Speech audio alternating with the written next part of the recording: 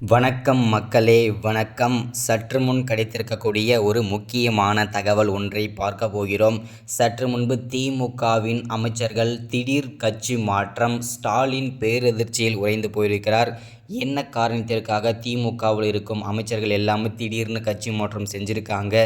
So என்ன காரணம், இதற்கான காரணம் யார், இதை பற்றின தெளிவான துல்லியமான விளக்கத்தை தான் இந்த ஒரு வீடியோவில் நம்ம பார்க்க போகிறோம். இது எல்லாமே உண்மை தகவலா இல்லை வதந்திகள் பரப்புகிறாங்களா எதிர்க்கட்சிகள் அப்படின்றத பற்றியும் தெளிவாக பார்க்க போகிறோம். அதற்கு முன்பு நமது சேனலுக்கு நீங்கள் புதிய பார்வையாளராக இருப்பதற்கு வாய்ப்புகள் நிறையவே இருக்கிறது.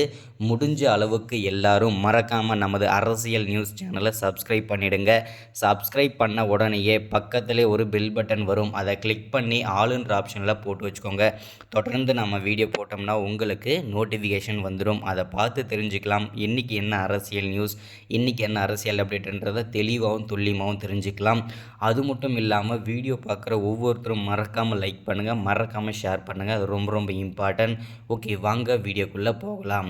சற்று முன்பு கிடைக்கப்பட்டிருக்கக்கூடிய ஒரு முக்கியமான பரபரப்பான அதிர்ச்சிகரமான சோகமான தகவல்னு கூட சொல்லலாம் திமுகவை பொறுத்த வரைக்கும். ஏன் அப்படின்னா, கடந்த ஒரு 2-3 மாதங்களாகவே திமுகவில் பார்த்திங்கனாக்கா பல துறை அமைச்சர்கள் பார்த்திங்கனாக்கா அமலாக்கத்துறையிடம் சிக்கி சின்ன பின்னமாக ஆகிட்டு வந்துட்டுருக்காங்க. இது எல்லாருமே பார்க்கக்கூடிய ஒரு விஷயந்தான்.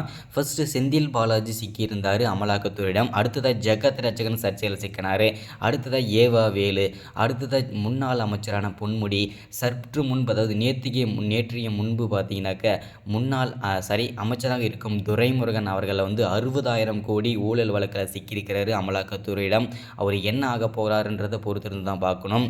இப்போது சற்று முன்பு இருக்கக்கூடிய தகவல் என்ன அப்படின்னா, திமுகவின் அமைச்சர்களை திடீர்னு கட்சி மாற்றம் செஞ்சுருக்காங்கன்ற மாதிரி தகவல் நியூஸ் பரவிட்டுருக்கு, பரவலாக பரவிட்டுருக்கு.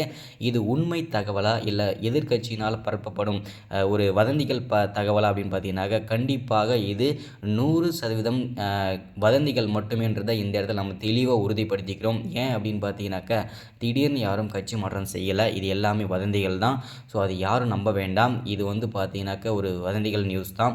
இதனால் ஸ்டாலின் பேரதிர்ச்சியில் இருக்கிறான்ற மாதிரி வதந்திகள் பரப்பிட்டுருக்காங்க நியூஸ் எல்லாமே. இதெல்லாம் போய் சர்ச்சையில் சிக்கினது எல்லாமே உண்மை தான். அமலாக்கத்துறையிடம் சிக்கி சின்னப்பனமானது எல்லாமே உண்மை தான்.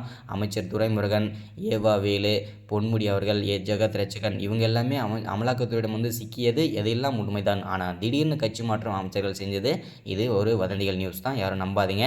இதுதான் இந்த வீடியோவில் நம்ம அப்டேட்டாக கொடுத்துருக்குது. அது மட்டும் இல்லாமல் அமலாக்கத்துறையிடம் இன்னும் பல அமைச்சர்கள் சிக்குவார்கள் என்றும் அமலாக்கத்துறை உறுதிப்படுத்தியிருக்காங்க. அது வேணால் உண்மை, கண்டிப்பாக இன்னும் சிக்குவார்கள். அதை பொறுத்திருந்து பார்க்கலாம். இதுதான் அப்டேட். மறக்காமல் சப்ஸ்கிரைப் பண்ணுங்கள், லைக் பண்ணுங்கள், ஷேர் பண்ணுங்கள். தேங்க்யூ.